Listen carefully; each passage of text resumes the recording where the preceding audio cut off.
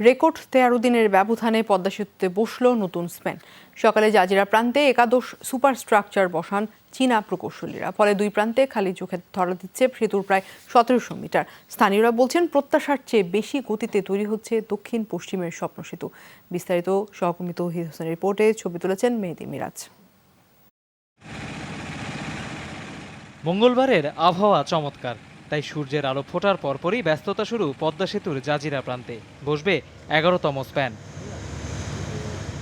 33 ও 34 নম্বর পিলারের কাছে ধূসর সুপার স্ট্রাকচার এনে রাখা হয় একদিন আগে। তার আগে লোড টেস্ট হয় কয়েক দফা। সব হিসাবে সবুজ সংকেত মিললে রেকর্ড 13 দিনে পিলারে আরেকটি স্প্যান বসান চীনা প্রকৌশলীরা।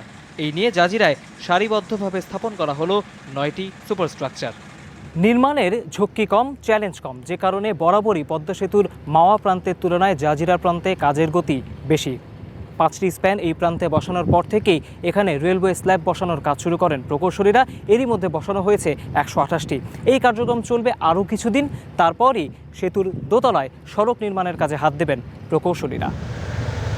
কর্মযজ্ঞ চলছে 3টি মডিউলের আওতায়। বিচ্ছিন্ন ব্যস্ততা নদী তীরের একাধিক পয়েন্টে।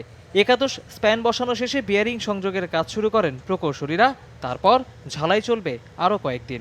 ভেবেছিলাম যে হয়তো পদ্মা সেতুর কাজটা ঝুলে যাবে। এখন যেরকম দেখতেছি, এখন আর অনিশ্চয়তার কোনো কারণ দেখতেছি না।